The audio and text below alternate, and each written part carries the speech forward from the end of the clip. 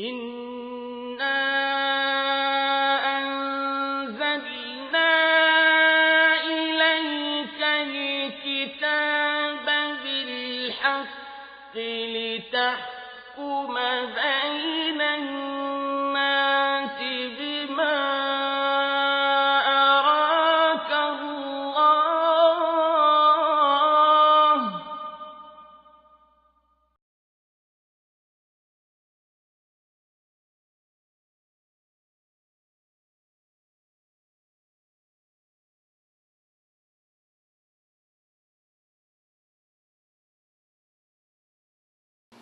الحمد لله رب العالمين، والصلاة والسلام على سيد الرسل وخاتم النبيين سيدنا ونبينا ومولانا محمد وعلى آله وصحبه أجمعين. أما بعد، فأعوذ بالله من الشيطان الرجيم. بسم الله الرحمن الرحيم. يقول الله عز وجل: إنا أنزلنا إليك الكتاب لتحكم بين الناس بما أراك الله. وقال تعالى: إنا نحن نزلنا الذكر وإنا له لحافظون. وقال النبي صلى الله عليه وسلم: الدين النصيحة. صدق الله العظيم وصدق رسوله النبي الكريم. یہ ہماری سلسلہ دین بھلائی ہے کہ مقالات میں سے نواں مقالہ ہے جس کا عنوان ہے وحی مطلوب، یعنی قرآن کریم، اور وحی غیر مطلوب یعنی حدیث نبی کریم صلی اللہ علیہ وسلم، اور مرزا غلام احمد قادیانی کا ان دونوں کے ساتھ اسلوب تعامل۔ مرزا غلام احمد قادیانی نے اپنے لیے کچھ ایسی وحی اور ایسی الہامات کو ایجاد کر لیا جو قرآن و سنت کی کھلی تعلیمات کے خلاف رہے، اور انہی کی بنیاد پر اس نے اپنے ان عقائد کو خیر بات کہہ دیا جو قرآن و سنت سے ثابت تھے، اور امت مسلمہ کا اس پر عہد اول سے آج تک اجماع رہا۔ حضرت خاتم النبیین جناب محمد رسول اللہ صلی اللہ علیہ وسلم افضل الرسل ہیں، اور ان کی امت خیر امت اور خاتم الامم ہے، اور ان کی لائی ہوئی شریعت خاتم الشرائع ہے۔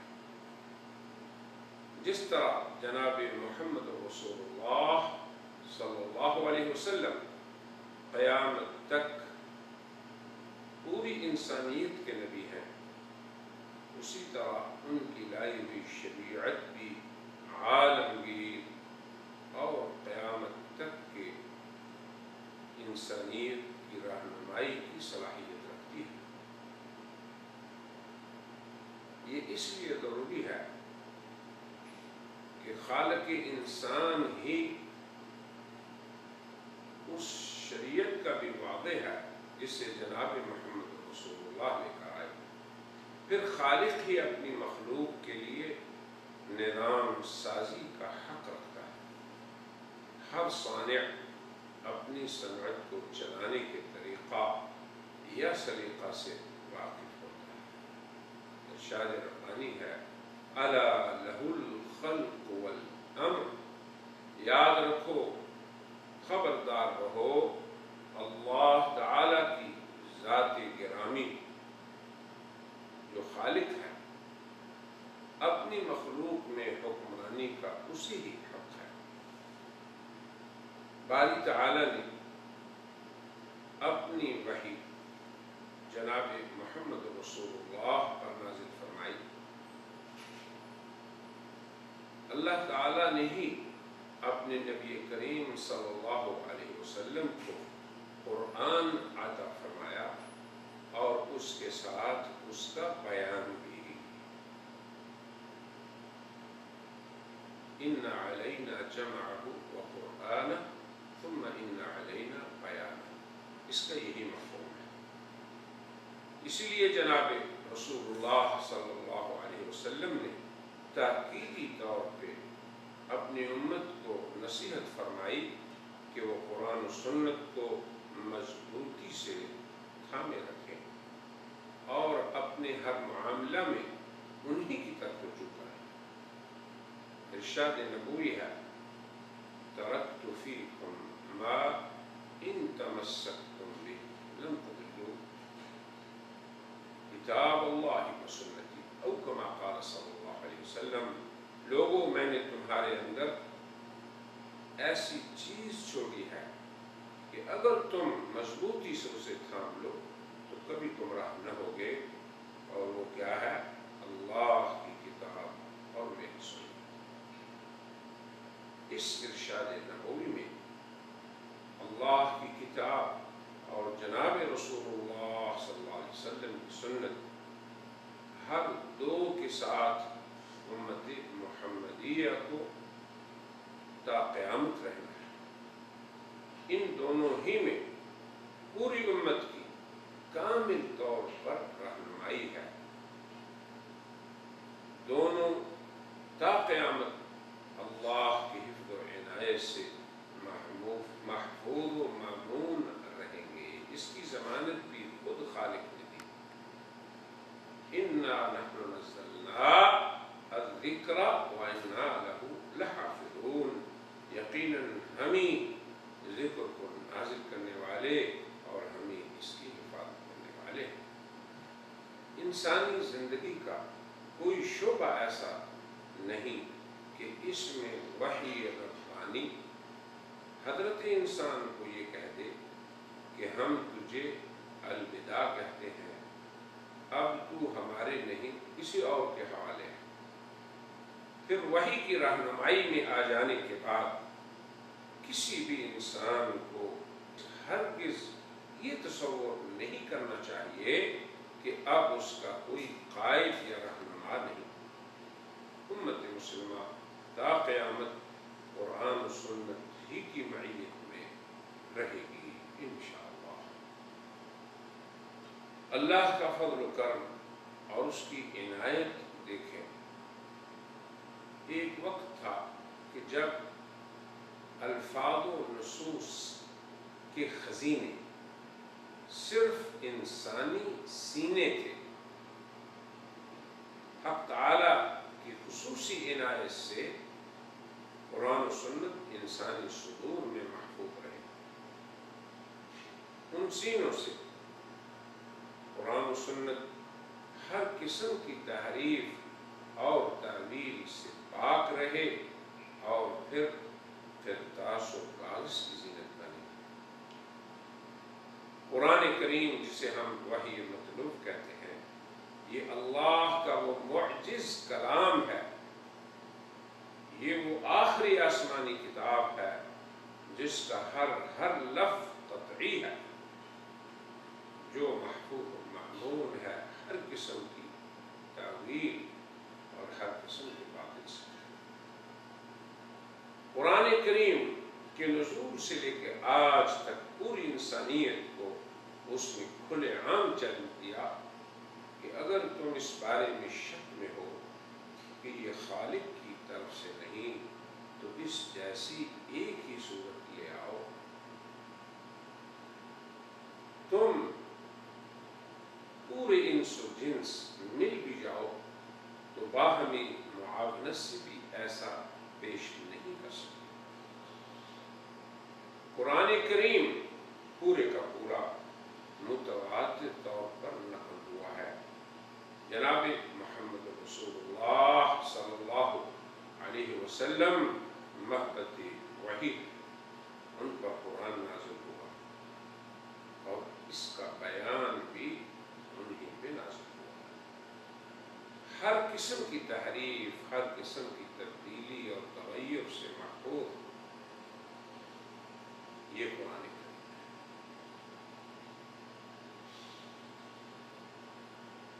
دوسری وحی جسے ہم وحی غیر مطلوب یا احادیث رسول کا نام دیتے ہیں صلی اللہ علیہ وسلم، چاہے وہ جناب رسول اللہ صلی اللہ علیہ وسلم کا مبارک قول ہو یا آپ کا عمل یا آپ کی طرف سے کسی دیگر کے قول و عمل پر آپ کی موافقت اور رضا کا اظہار ہو، کیونکہ آپ صلی اللہ علیہ وسلم وہی سے قول فرماتے ہیں، وہی کے تابع ہی آپ کا عمل ہوتا ہے، وہی کے موافق ہی آپ کی رضا و طلب ہوتا ہے۔ آپ صلی اللہ علیہ وسلم کی ذات گرامی کا قول و عمل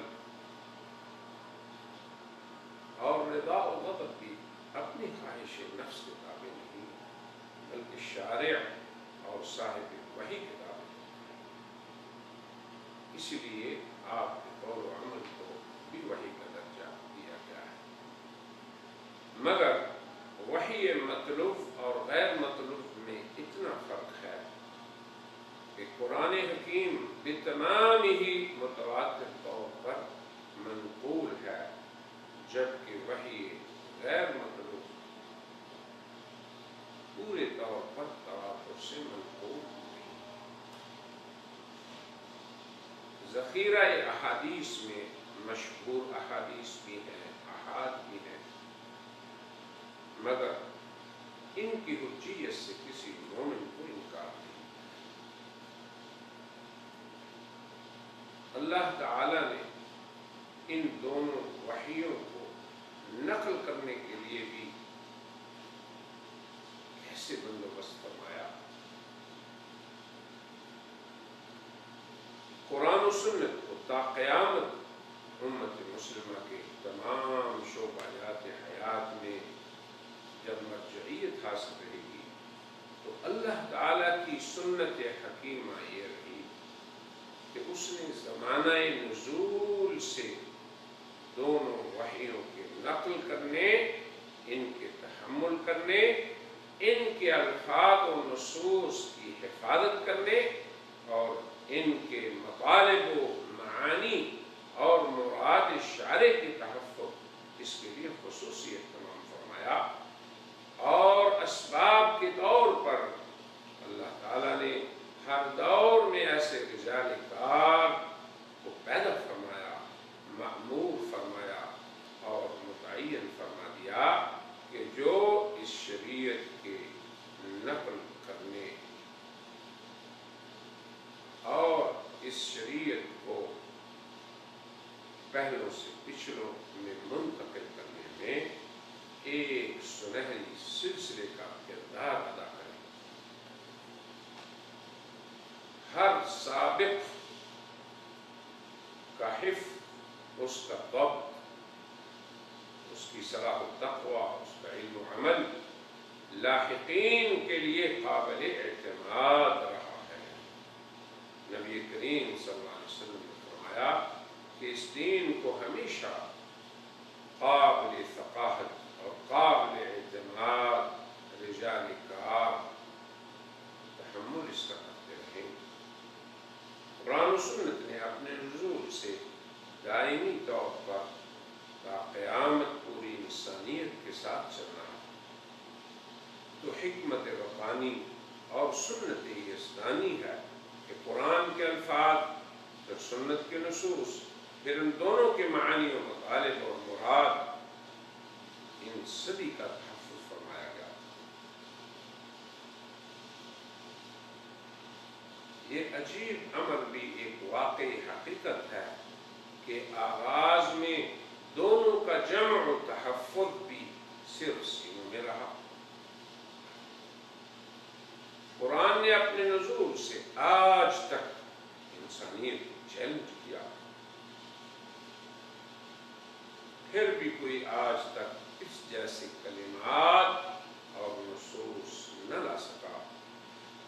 ہر دور میں قرآن کے حفاظ کی کثرت رہی، اور پھر ایسی کثرت کہ اگر ظاہری تمام وسائل تحفظ جو علم کی حفاظت کرتے ہیں ختم بھی ہو جائیں تو تب بھی محفوظ و معمول رہے۔ پھر جب قرآن حکیم کی جمع و تدوین کا دور آیا تو قرآن حکیم کو بھی یکجا جمع کر دیا گیا، اور وحی غیر مطلوب کو بھی مطلوب کر دیا گیا۔ تو جس طرح جامعین قرآن نے اسے اس کے حفاظ سے لیا اور پھر اسے مدون فرما دیا، جامعین سنت نے بھی ایک ایک حدیث کو اس کی سند کے ساتھ قابل اعتماد لوگوں سے لے کر اس کی تدوین فرمائی۔ یہ اس لیے ہوا کہ اسلام کے جو بنیادی مصادر ہیں ان میں تشکیک پیدا کرنے والے اپنی کارروائی نہ کر سکیں۔ پھر بھی اگر ایسے لوگ پیدا ہوتے رہے جو تشکیک کی سعی کرتے رہے تو یہ پھر ایک آزمائش ہے اہل دین کی بھی اور ایسے لوگوں کی بھی۔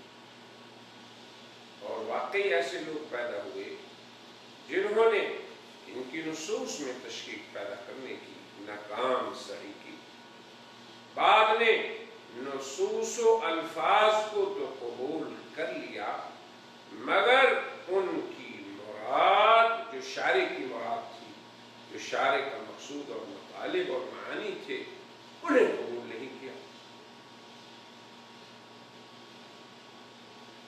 اور ایمان یہ ہے کہ قرآن و سنت کی نصوص کو ان کی مراد سمیت قبول کیا جائے۔ اب جن لوگوں نے نصوص و الفاظ کو مان لیا اور معانی اور مراد کو رد کر دیا اشارے کی تھی، تو اس طرز عمل سے ایک طرف تو اہل حق کی استقامت کا امتحان ہے، تو دوسری طرف ایسے اہل الحاد اور منحرفین کی بھی اس میں آزمائش ہے۔ اہل ایمان اپنے ایمان میں زیادہ ہوتے گئے اور اہل انحراف اپنی گمراہی میں۔ خود قرآن حکیم نے ان لوگوں کے اس کردار کو کہ الفاظ کو مان لو مطالب و مفاہیم کو نہ مانو، اس کردار کو الحاد فی آیات اللہ کہہ کر ان کے اس طرز عمل کی مذمت فرمائی۔ دوسری جانب اہل حق نے قرآن کی نصوص اور ان کے معانی اور مطالب ہر دو کے تحفظ کا پہرا دیا۔ اس خاطر انہوں نے زبان سے، قلم سے، اپنے علم سے، اپنے عمل سے، اپنی مادی قوا سے دین کا تحفظ کیا۔ الحمدللہ کہ ان دونوں وحیوں کا تحفظ ہوا اور تسلسل سے امت کے عہد اول سے آج تک یہ محفوظ و مأمون امت میں موجود ہے۔ پھر نبی کریم صلی اللہ علیہ وسلم نے خوشخبری دی ان لوگوں کی جو اس عمل میں اس خدمت کو ادا کر رہے ہیں۔ آپ نے فرمایا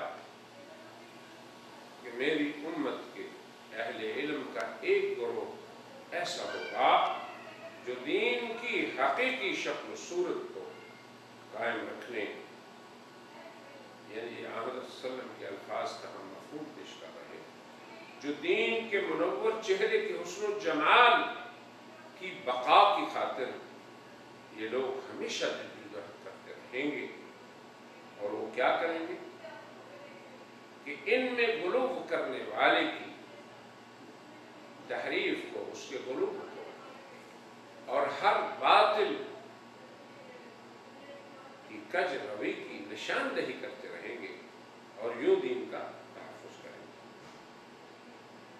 اور یہ عظیم شان خدمت سر انجام دینے والے امت مسلمہ کے آخری طبقہ کے اہل علم کے لیے تو حضور اکرم صلی اللہ علیہ وسلم نے یہاں تک خوشخبری دے دی کہ یہ امت کے اولین طبقہ جو افضل ترین گروہ ہے امت کا صحابہ کرام، اپنے اجر میں ان کے ساتھ شریک ہوں گے۔ یہ کتنی بڑی بشارت ہے کتاب و سنت کے نصوص اور ان کی مراد کی حفاظت کی خدمت سر انجام دینے والے اہل علم کے لیے۔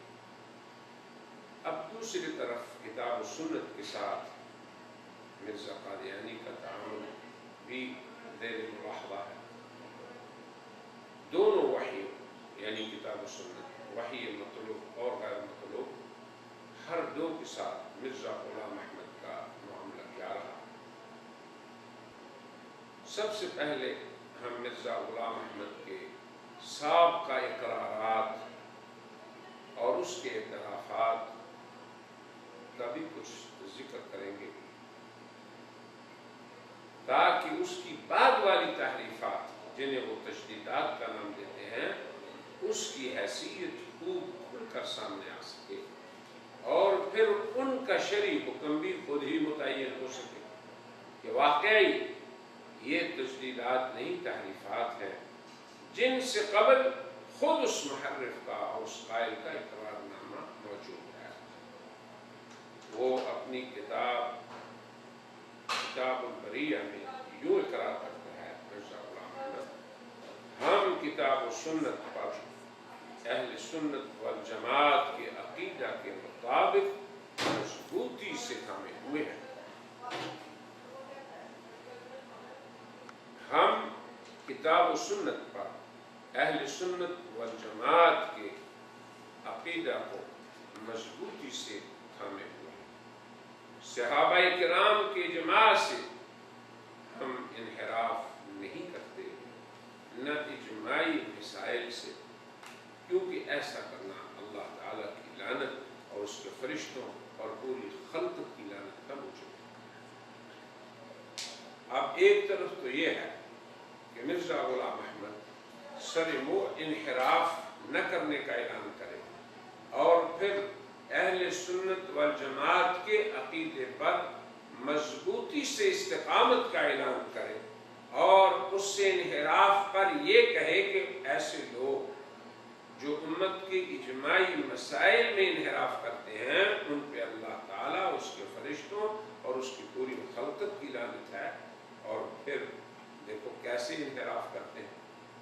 ازالت الاوہام کے صفحہ 74 اور 75 پہ اسی طرح تذکرہ جو مرزا کی وحی اور الہامات کا مجموعہ کہلاتا ہے اس کے صفحہ 76 پر آپ مرزا صاحب کی بھی وحی دیکھیں اور الہام دیکھیں جس کا قرآن حکیم سے کوئی تعلق نہیں۔ الفاظ یہ ہیں: اِنَّا أَنزَلْنَاهُ قَرِيبًا مِّنَ الْقَادِيَانِ، اور اس کی تفسیر یہ ہے: اِنَّا أَنزَلْنَاهُ قَرِيبًا مِّن دَمِشْقَ بِطَرَفٍ شَرْقِيًّا عِنْدَ الْمَنَارَةِ الْبَيْضَاءِ، کیونکہ اس عاجز کی سکونتی جگہ قادیان کے شرقی کنارہ پر ہے۔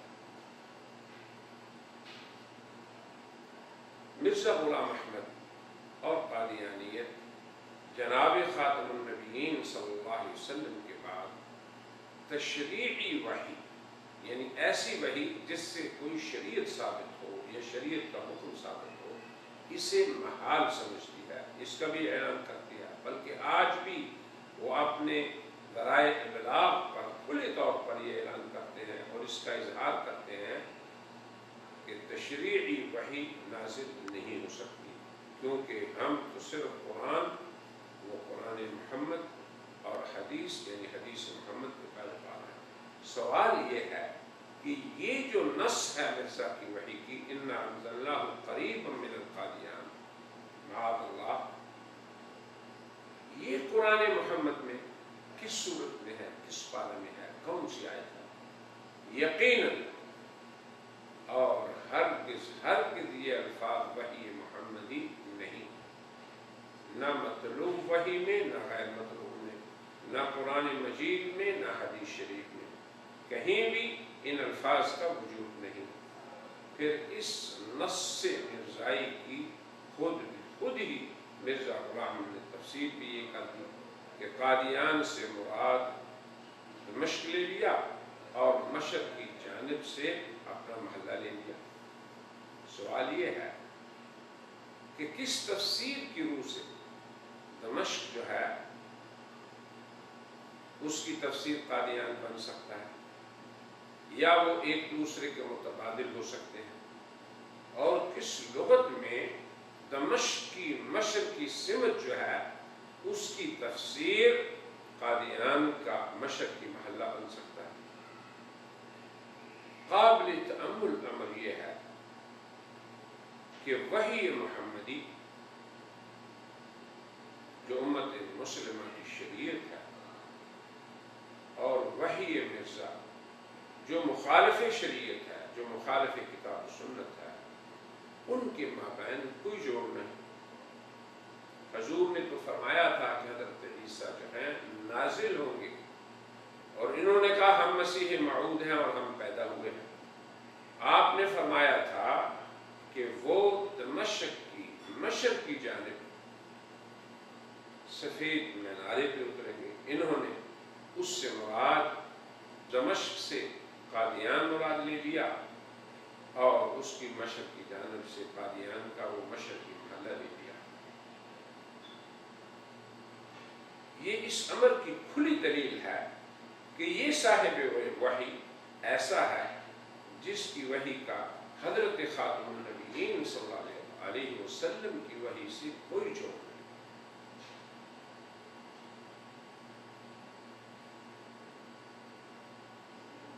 بلکہ قرآن حکیم جو اللہ کے ہاں محفوظ ہے، امت کا اس پہ ایمان ہے، اس کے بارے میں مرزا غلام احمد کے صاحبزادے مرزا بشیر احمد رقم طراز ہیں۔ ہم کہتے ہیں کہ قرآن کہاں موجود ہے؟ قرآن موجود ہوتا تو کسی کے آنے کی کیا ضرورت تھی؟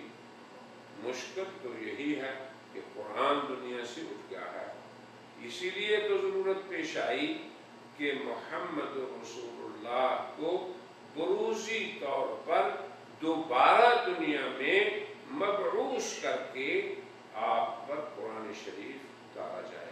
جب کس قدر خطرناک یہ بات ہے کہ حضور اکرم صلی اللہ علیہ وسلم محمد رسول اللہ صلی اللہ علیہ وسلم نے اب مرزے کو اس کا عروج بنایا گیا، پھر اس کے بعد مرزے کی آمد کو حضور کی دوبارہ بعثت کہا گیا، اور مرزے کی وہ وحی جو قرآن کے خلاف ہے اسے قرآن شریف کہا گیا۔ مرزا بشیر احمد کا یہ حوالہ دراصل اسلام اور قادیانیت کے مابین فیصلہ کن کلمہ ہے۔ گویا قادیانیت کا یقین و ایمان ہے اولاً قرآن موجود نہیں رہا، وہ اٹھ گیا، جبکہ امت مسلمہ کا ایمان ہے کہ قرآن محفوظ ہے اور موجود ہے۔ ثانیاً وہ کہتا ہے اگر قرآن ہوتا کوئی نہ آتا، یعنی آنے والا جس سے مراد اس کی مرزا غلام احمد ہے وہ ضرورت کی وجہ سے آیا ہے، جبکہ امت مسلمہ یہ کہتی ہے کہ حضور کی نبوت قائم ہے تا قیامت، کسی کے آنے کی ضرورت نہیں۔ تیسری بات یہ ہے کہ آنے والا محمد رسول اللہ کا بروز بن کے آیا ہے، معاذ اللہ، یعنی مرزا غلام احمد وہ محمد رسول اللہ کا بروز ہے، یعنی آپ دوبارہ آئے ہیں اس کی صورت میں۔ پھر چوتھی بات یہ کہ آنے والے کا مقصد قرآن قرآن شریف کا اتارا جانا ہے. یعنی گویا کہ مرزے پہ جو وحی بقول قادیانیت کے نازل ہے وہ قرآن شریف کا نزول ہے. تو قرآن نہ ہونے سے مراد اگر یہ ہے کہ اس کے الفاظ نہیں ہیں تو اس کا تو کوئی بشر بھی قائل نہیں. جملہ بنی نو بشر، وہ مسلمان ہو یا غیر مسلم، سبھی قرآن کریم کے تواتر لفظی کو تسلیم کرتے ہیں. پھر اس کی قوت وحی کو کہ اس جیسے کلمات، سور، آیات کوئی انسان بلکہ انس و جن بھی جمع ہو کے پیش نہیں کر سکتا. اب اگر قرآن کے عدم وجود سے مراد قادیانیت کی یا مرزے کے ساتھ کی یہ ہے کہ اس کے معنی اور مفاہیم نہیں ہیں، تو نبی کریم صلی اللہ علیہ وسلم نے تو اس کے معانی اور مفاہیم بیان فرما دیے تھے، اور صحابہ کرام، تابعین، تبع تابعین، مفسرین، محدثین، فقہاء، مجددین امت، سبھی نے ناقلین سنت مسلسل سند کے ساتھ ان کے معانی کو امت میں منتقل فرمایا، اور وہ آج تک موجود ہیں. اسی لیے علماء اسلام نے مرزا غلام احمد القادیانی کو اس مذہب کے آغاز سے ہی یہ سمجھانے کی سعی کی کہ جب قرآنی الفاظ اور ان کے مفاہیم و مطالب موجود ہیں تو ایمان والے لوگ ان کے لیے وہ دونوں کافی ہیں. اور ایمان اسی چیز کا نام ہے کہ ان نصوص کو ان کے معانی اور مطالب سمیت اور شارع کی مراد کے مطابق مانا جائے. شارع کے الفاظ کو صرف مان لینا اور ان کی مراد کو رد کر دینا قرآن کریم کی زبان میں یہ الحاد فی آیات اللہ ہے. لہذا نصیحت یہی ہے اہل ایمان کی اور ہماری ابناء قادیانیت کو اس اسلوب کو ترک کر کے شارع کے الفاظ کو بھی مان لو اور ان کی مراد کو بھی تسلیم کر لو، اور یہی ایمان اور اسلام. ورنہ جسے شارع کے الفاظ کو منظور ہوں مگر ان کی مراد منظور نہ ہو، ایسے شخص کے اقرار کا اللہ کو کوئی بات نہیں، اللہ کو بھی اس کا اقرار منظور نہیں. خیر، ہم بات کر رہے ہیں کہ قادیانیت کا یہ قول کہ قرآن موجود نہیں، یہ ایک باطل قول ہے جسے مسلمان تو کیا غیر مسلم بھی تسلیم کرنے کو تیار ہے. اس لیے کہ قرآن پوری انسانیت کے سامنے اپنے الفاظ میں موجود ہے، بلکہ اپنے الفاظ کی مراد میں بھی موجود ہے. پتہ نہیں قادیانیت نے خود ہی اپنا ایک مفروضہ قائم کیا کہ قرآن موجود نہیں، اور پھر خود ہی نبوت کی حاجت اور ضرورت پیش کر دی، اور اس کے لیے پھر وحی کا بھی جواز پیش کر دیا، حالانکہ خود مرزا غلام احمد یہی کہتا رہا اور آج بھی قادیانیت اعلان کرتی ہے کہ وحی شریعت کی ضرورت نہیں. اور سب سے بڑی جسارت یہ ہے قادیانیت نے مرزا غلام احمد کو بروز محمد قرار دے دیا. یہ سب بے بنیاد مفروضے ہیں جن کی بنیاد پر مرزا غلام احمد خود اپنی وحیاں ایجاد کرتا رہا اور پھر اس کی نسبت اللہ کی طرف کرتا رہا، اور اس کا مصداق ٹھہرا ومن اظلم ممن افترى على الله كذبا، کہ اس شخص سے بڑا ظالم کون ہو سکتا ہے جو اللہ پر جھوٹ کو کام باندھے اور یہ کہے کہ یہ مجھے وحی ہوئی حالانکہ اس کی طرف کچھ بھی وحی نہ ہو. حالانکہ مرزا کو وحی کرنے والا، یہ الہام کرنے والا اللہ نہیں، وہ کوئی اور تھا. ہم کہتے ہیں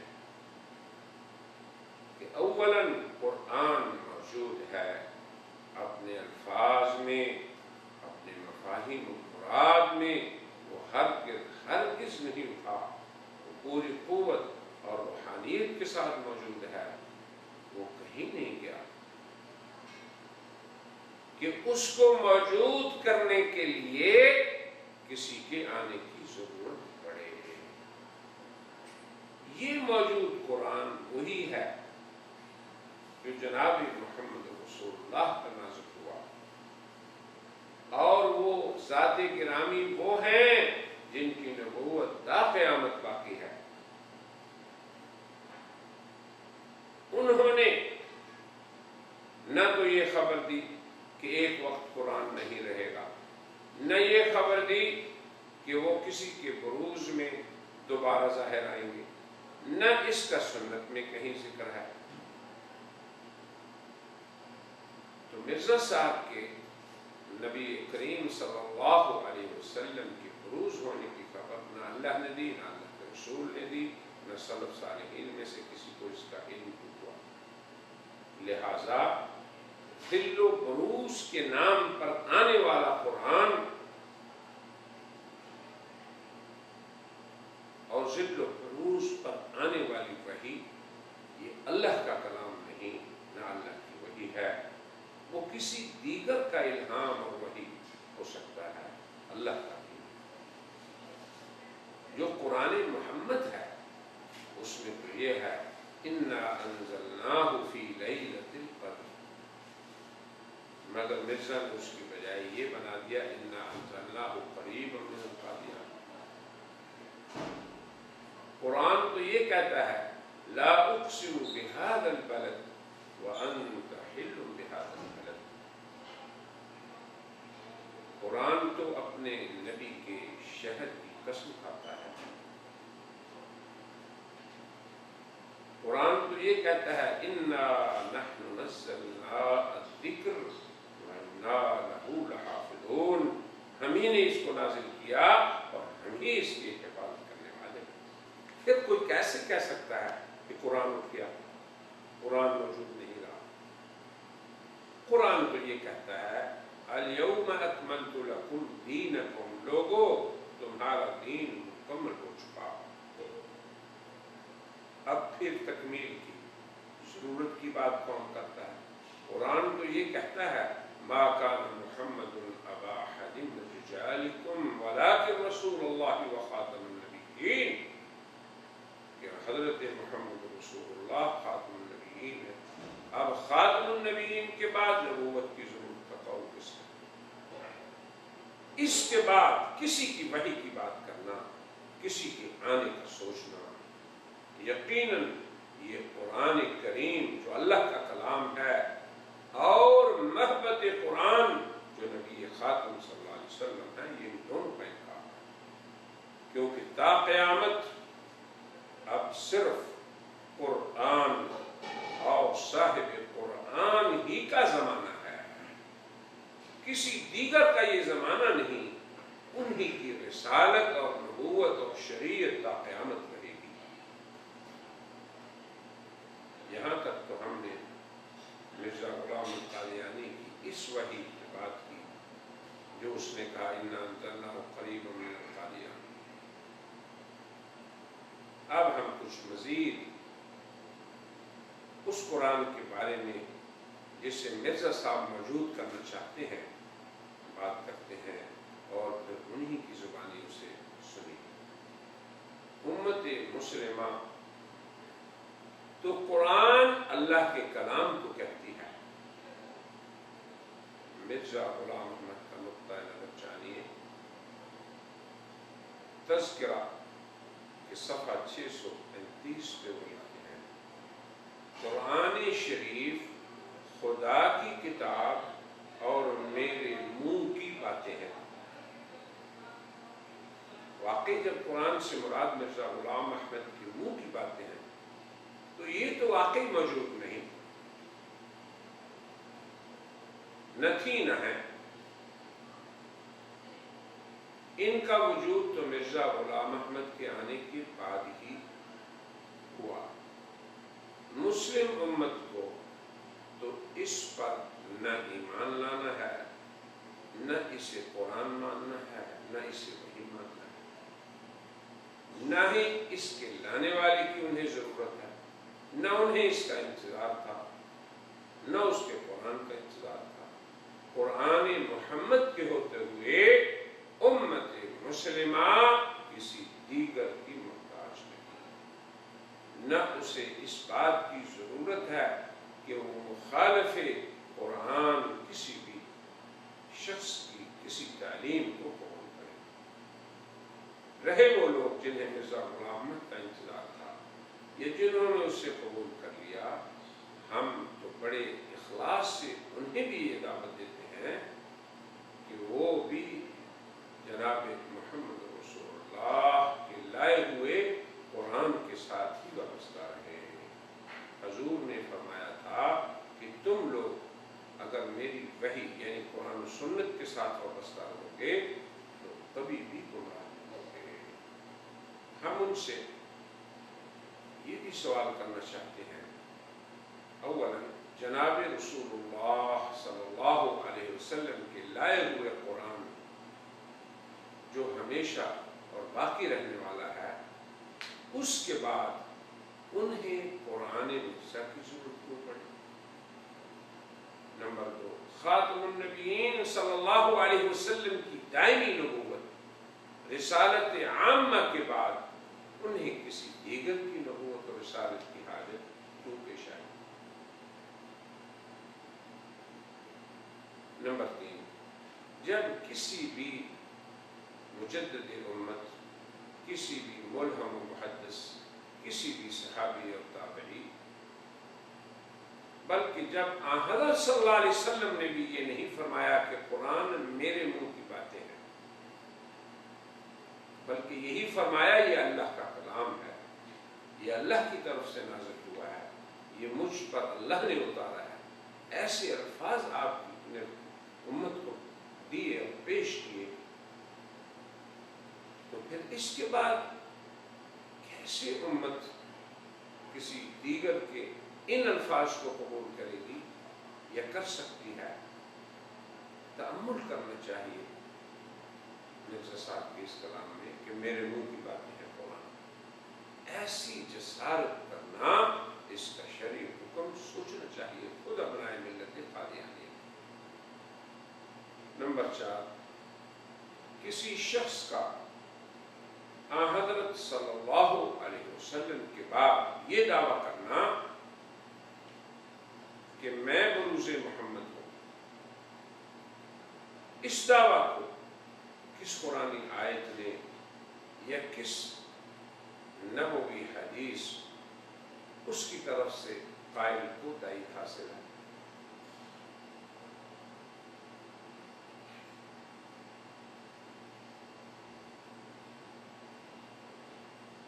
جب قرآن حکیم ایک معجز کلام ہے، دنیا کو چیلنج کرتا ہے، اس کی تحدی آج تک قائم ہے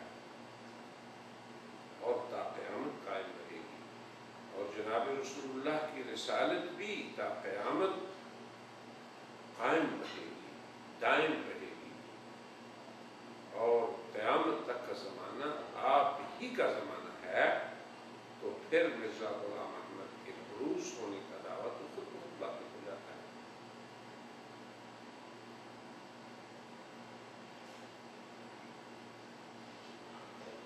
اب دیکھیں کہ ایک طرف تو مرزا ایسا عقیدہ پیش کرتا ہے جس کا نہ قرآن سے تعلق ہے نہ حدیث سے، مگر اپنی جو وحی جو اس کا دعویٰ ہے کہ یہ میری وحی ہے، یہ میرا الہام ہے، اس کے بارے میں اس کا تعامل کیا ہے؟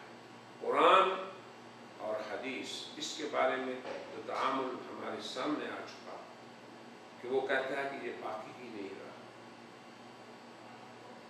اور یہ میرے منہ کی باتیں ہیں اور قرآن کو لانے کے لیے میں آیا، یہ قادیانیت کا قول ہے۔ حقیقت الوحی صفحہ 220 مندرجہ روحانی خزائن 220/22 میں رقم دراز ہے۔ میں خدا تعالیٰ کی قسم کھا کر کہتا ہوں کہ میں ان الہامات پر اسی طرح ایمان لاتا ہوں جیسا کہ قرآن شریف پر اور خدا تعالیٰ کی دوسری کتابوں پر اور جس طرح میں قرآن شریف کو یقینی اور قطعی طور پر خدا تعالیٰ کا کلام جانتا ہوں، اس طرح اس کلام کو بھی جو میرے پہ نازل ہوتا ہے خدا تعالیٰ کا کلام یقین کرتا ہوں۔ سوال یہ ہے کہ اگر یقین کرتا ہوں، یعنی یہ الفاظ اس کے درست ہیں کہ وہ اللہ کا کلام ہے، تو پھر قرآن مخالف عقائد کیوں مرزا پیش کرتا ہے؟ بہرحال مرزا کا یہ قول جو ہے یہ کھلا اعتراف ہے کہ قرآن شریف یعنی وحی محمدی اور الہامات مرزا دو الگ الگ حقیقتیں ہیں۔ بقول مرزا دو الگ الگ وحییں ہیں، دو الگ الگ الہام ہیں۔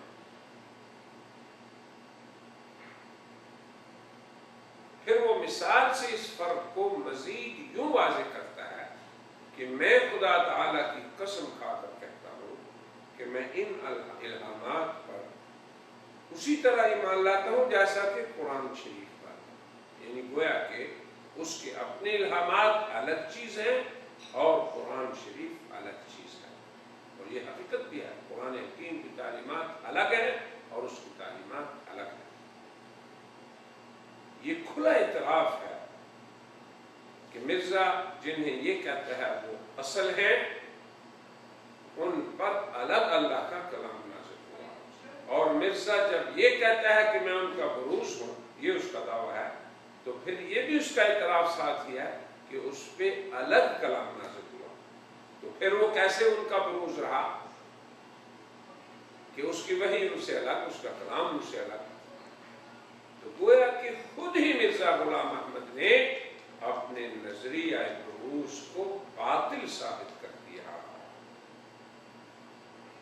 ضرورت اس عمل کی ہے کہ اس میں غور کیا جائے، تأمل کیا جائے، اور ابنائے ملت قادیانیت اگر اس میں بنظر قائد کچھ اور کر لیں تو ان پہ راہ حق واضح ہو جائے گی۔ پھر مرزا غلام احمد اس امر کی مزید تاکید کر رہا ہے۔ وہ اپنی کتاب نزول مسیح کے صفحہ 99 مندرجہ روحانی خزائن 477 جلد 1 میں اپنے فارسی منظوم میں قرآن محمد اور خود اپنے اوپر نازل ہونے والے کلام اللہ کے بارے میں لکھتا ہے: میری وحی قرآن کریم کی طرح ہر غلطی سے پاک ہے۔ یہ اس کے منظوم فارسی کلام کا ترجمہ ہے کہ میری وحی قرآن کریم کی طرح ہر غلطی سے پاک ہے۔ میں حلفاً کہتا ہوں کہ وہ بھی کلام مجید ہے جو رب کریم وحدہ سے نکلا ہے۔ میں اپنی وحی پر یقین میں عیسیٰ کے اپنی وحی پر ایمان سے، موسیٰ کے تورات پر ایمان سے اور حضرت محمد کے قرآن پر ایمان سے کم نہیں ہوں۔ ملعون ہے جو جھوٹ بولے۔ غور کیجئے کہ اس میں بھی کتنا کھلا اعتراف ہے مرزا کی طرف سے کہ اس کی وحی الگ ہے، جناب محمد رسول اللہ کی وحی الگ ہے، حضرت عیسیٰ کی وحی الگ ہے، حضرت موسیٰ کی وحی الگ ہے۔ تو پھر یہ کیسے ان کا تابع ہوا اور متبع کامل ہوا اور ان کا بروز کیسے ہوا؟ اور پھر وہ بھی یہ بھی اعلان کرتا ہے کہ ان رسولوں کا جیسے اپنی وحیوں پر یقین تھا اور حضرت محمد صلی اللہ علیہ وسلم کا ان پہ نازل ہونے والے قرآن پر ان کا ایمان تھا، ایسے ہی میرا اپنی وحی پر اس سے کم پختہ ایمان نہیں۔ تو یہ بھی اس بات کی کھلی دلیل ہے کہ مرزا بروز محمد نہیں ہے، جس طرح وہ بروز موسیٰ نہیں ہے، جس طرح وہ بروز عیسیٰ نہیں ہے۔ پھر ان میں سے ہر ایک اپنی وحی میں دوسرے کا بروز نہیں، بلکہ ہر ایک مستقل ہے۔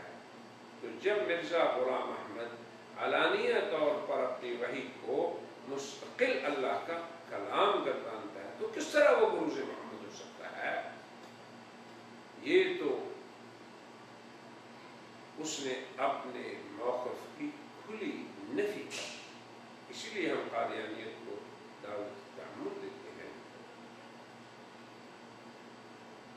تذکرہ میں جو قادیانی ادب کی کتاب ہے جس کے سر ورق پہ یہ عبارت ثبت ہے، وحی مقدس حضرت مسیح موعود علیہ السلام. جب مرزا غلام احمد کا خود دعویٰ یہ ہے کہ محمد رسول اللہ اصل ہے اور وہ ان کا ذل اور عروج ہے، اور پھر مرزا غلام احمد کی تصدیق کرنے والے اس کے ہر امتی کا بھی یہ عقیدہ ہے.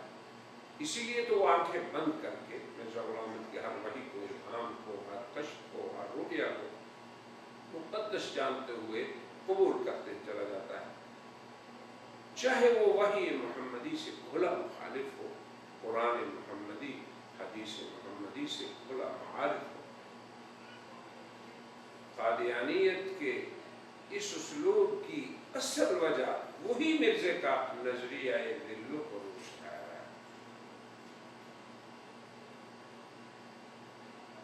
جس کا ابطال اور نفی خود ہم نے مرزے کی کلام سے ہی ابھی کر دی. اسی لیے ہم قادیانی حضرات کی خیر خواہی اور نصیحت کی خاطر یہ کوشش کر رہے ہیں. ہمیں اللہ تعالی ہادی برحق کی ذات سے قوی امید ہے کہ ہر طالب حق قادیانی اگر بغور ان کا مطالعہ کرے گا تو آسانی سے سبیل ہدی پا لے گا، اس پر بہت جلد حق منکشف ہو جائے گا، اور عقیدہ ذل عروج کہ غیر شرعی عقیدہ ہونے کا اسے علم ہو جائے گا، اور یہی عقیدہ اس کا مرزے کے تمام دعووں کی بنیاد ہے. پھر اس کا بطلان بھی خود بخود اس پہ وارد ہو جائے گا. اولا قادیانی ادب میں تذکرہ کا وجود ایک مسلمہ حقیقت ہے، پھر اس کی حیثیت بھی ہر قادیانی کو معلوم ہے. ہر قادیانی پابند ہے کہ وہ یہ عقیدہ رکھے کہ مرزا غلام احمد کی یہ مقدس وحی ہے.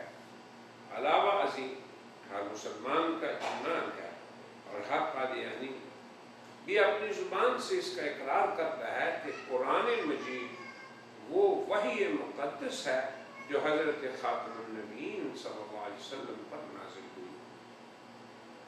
اب ہم یہ کہتے ہیں کہ جب دو الگ اور مستقل وحیوں کو وحی ربانی ہونے کا وہ اقرار کرتے ہیں تو اس سے یہ بات بھی ثابت ہوتی ہے کہ ان وحیوں کے محبت یعنی جن پہ وہ وحیاں نازل ہوئیں وہ دونوں الگ الگ شخصیتیں ہیں. تو پھر مرزا کیسے کہتا ہے کہ میرا وجود ان کا وجود ہو گیا اور وہ عین محمد اور احمد ہو گئے؟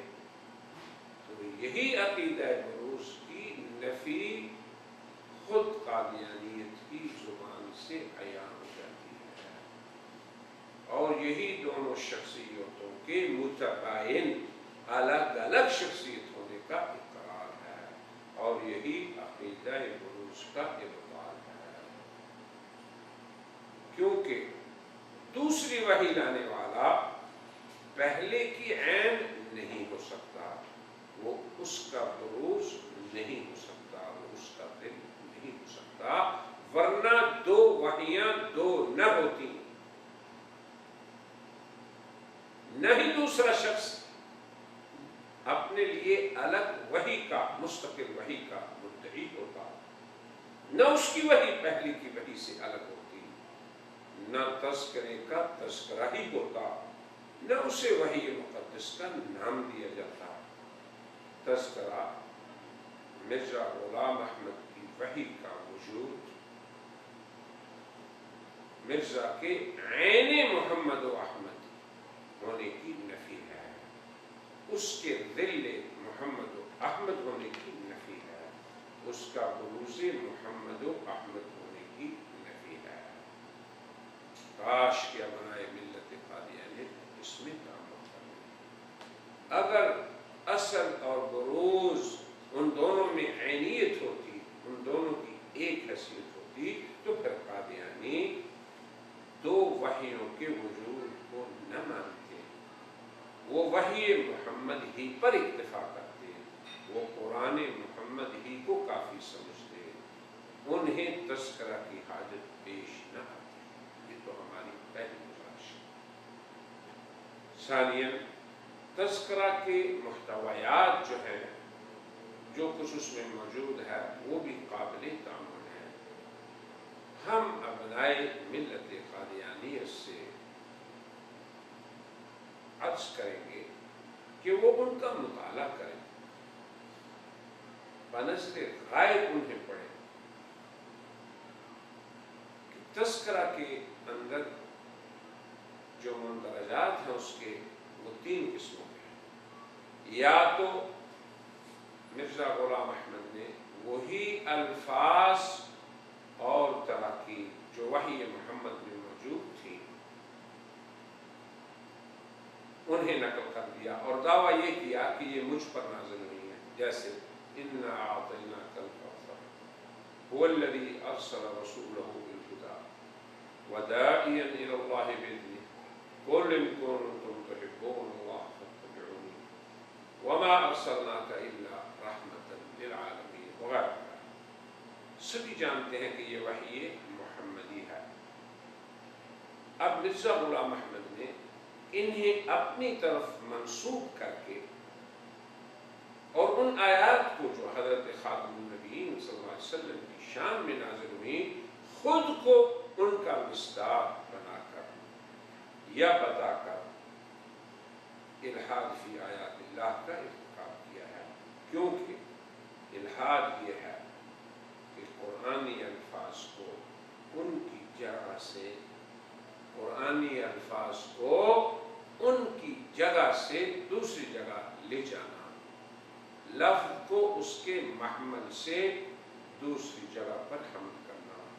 تو جب یہ آیات شان محمد تھی تو انہیں کوئی دیگر اپنی شان بتائے تو یہ الحاد فی آیات اللہ ہے۔ اگر مرزا یہ مدعی ہے کہ یہ مجھ پر مستقل نازل ہوئی تو پھر یہ وحی تشریعی ہے، اور خود مرزا قادیانیت اس بات کی قائل ہے اور اعلان کر رہی ہے کہ وحی تشریعی بند ہو چکی ہے، تو اب یہ کیسے شروع ہو گئی؟ پھر بھی ہم کہتے ہیں کہ اگر قادیانیت مصر ہے تو یہ بزعم خود اس بات کا اقرار ہو گیا کہ مرزا بروز محمد نہیں، نہ عین احمد ہے، ورنہ اس کی وحی محمد ہوگی۔ وہ یہ نہ کہتا کہ یہ میری ہے، مگر بزعم مرزا غلام احمد یہ اس کی اپنی وحی ہے۔ یہ تو پہلی قسم کے وہ الفاظ ہیں جو مرزا نے تذکرہ میں ذکر کیا۔ اب دوسری قسم وہ الفاظ و تراکیب ہیں جو مرزا نے قرآن و سنت سے کاٹ کاٹ کر ان کو پھر باہم جوڑ کر اپنا ایک کلام بنایا ہے۔ یہ بھی بذات خود اللہ کی آیات میں تحریف ہے، اور یہ بھی اس کے بروز ہونے کی نفی کر رہی ہے، ورنہ اس کے بزام مرزا کی وحی اور اس کی شکل و صورت یہ اس کی بناوٹ کیوں مختلف ہوگی؟ تیسری قسم تذکرے کے اندر موجود الہامات اور وحی مرزا کی وہ ہے جس کے الفاظ اور مفاہیم و مطالب دونوں قرآن حکیم کے مخالف ہیں۔ غور کیجئے، جیسے تذکرہ 636 صفحے پہ یہ ہے، یا احمد فاضت الرحمت علی شفتیک، اے احمد رحمت تیرے ہونٹوں پر بہہ گئی، حالانکہ مرزا کا نام غلام احمد ہے۔ معاذ اللہ، وحی بھیجنے والے کو اس کا نام بھول گیا۔ یقیناً یہ وحی رب تعالیٰ کی نہیں ہے۔ اسی طرح تذکرہ میں 636 پر ہے، انت منی بمنزلت عرشی، انت منی بمنزلت ولدی، تو میرے لیے میرے عرش کی مانند ہو، تو میرے لیے میرے بیٹے کی مانند ہو۔ پھر آگے انا انزلناہ قریب من القادیان، ہم نے اسے قادیان کے قریب اتارا، اور یہ آسمان سے کئی تخت اترے، پر تیرا تخت سب سے اوپر بچھایا گیا۔ پھر یہ مرزے کا قول کہ میری وحی یہ ہے، یعنی اللہ کی طرف سے مجھے یہ کہا گیا تم میرے لیے ایسے ہو جیسے میری توحید و تفرید، یا مرزا کا یہ قول کہ وہ احمد ہے، وہ محمد ہے، وہ موسیٰ ہے، وہ نوح ہے، وہ ہارون ہے، وہ نوح ہے، وغیرہ۔ تو یہ ایسے الفاظ ہیں یا ایسی تراکیب ہیں یا ایسے کلمات ہیں جن کا قرآن میں کہیں ذکر نہیں، نہ مرزے کے تخت کا کہیں ذکر ہے، نہ اس کے سب سے اوپر ہونے کا ذکر ہے، لفظ قادیان کہیں ہے، نہ ہی یہ ہے کہ کوئی اللہ کی توحید و تفرید کی طرح ہے۔ اب ہم یہ کہتے ہیں کہ حضرت خاتم النبیین صلی اللہ علیہ وسلم کے بعد اور وحی ربانی کے بند ہونے کے بعد پھر وحی کا نزول، پھر کسی شخص کا ادعاء نبوت، پھر اس کی وحی کا وحی محمدی کے خلاف ہونا، پھر تذکرے کو وحی مقدس کا نام دیا جانا، یہ سب متناقض امور ہے۔ تذکرہ میں جو الفاظ مندرج ہیں یا جو تراکیب موجود ہیں یہ قرآنی الفاظ میں سرقہ ہے، یہ بھی شرعی طور پر حرام ہے۔ اگر یہ نہیں تو بزعم مرزا یہ اس کی مستقل وحی ہے، تو اس میں تو اس کی ذلیت و بروزیت محمد ہونے کی نفی ہے، اس دعوے کا بطلان ہے۔ اب تذکرہ میں جو دوسری قسم کی وحی مرزا کا ہم نے ذکر کیا کہ وحی محمد کے الفاظ کو قطع و برید کر کے جو جوڑ کر اس نے جملے پیش کیے، یقیناً یہ عمل تحریف فی القرآن ہے، یہ شرعی جریمہ ہے۔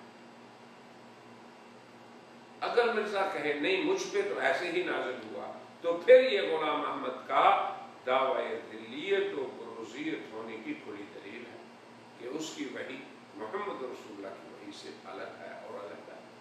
پھر جو تیسری قسم کی وحی جس کا ہم نے ذکر کیا، جس کے الفاظ بھی قرآن کے مخالف ہیں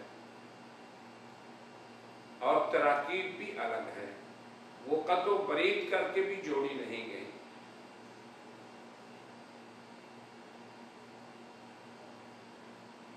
اور مرزا کا اس میں یہ دعویٰ کہ وہ امتی نبی ہے، وہ محمد رسول اللہ کے متبع کامل ہے، پھر خادم خاص ہے۔ تو اب یہ جو مخالف قرآن وحی ہے یہ کہاں سے آ گئی؟ اسی لیے ہم کہتے ہیں کہ تذکرے میں یہ تیسری قسم کی وحی کا وجود، جو وحی خلاف قرآن ہے، جس کے الفاظ و نصوص بھی قرآنی نصوص کے خلاف ہیں، پھر یہ کیسے امتی نبی ہوا اور یہ کیسے محمد رسول اللہ کا متبع کامل ہوا اور کیسے یہ خاتم خاص ہوا؟ تو یہ الفاظ، یہ تراکیب، یہ اس کی وحی و الہامات سب کے سب اس بات کی نفی کر رہے ہیں کہ یہ محمد رسول اللہ کا نہ دل ہے نہ بروز ہے، بلکہ یہ ان کے کھلا مخالف اور معارض مدعی نبوت کاشفہ ہے۔ تو یہاں تک ہم نے وحی مطلوب، قرآن حکیم اور مرزا غلام احمد کی تجدیدات یعنی تحریفات کے بارے میں چند معروضات پیش کیے ہیں۔ وحی مطلوب قرآن حکیم کے بارے میں مرزا غلام احمد کی تحریفات اور بقول اس کے تجدیدات کے بارے میں ہم اپنے اس مقالے کے اس حلقے کو یہیں پہ ختم کرتے ہیں۔ انشاءاللہ آئندہ دوسرے حلقے میں ہم وحی غیر مطلوب یعنی حدیث رسول صلی اللہ علیہ وسلم اور مرزا غلام احمد کی تحریفات کے نمونے پیش کریں گے۔ وآخر دعوانا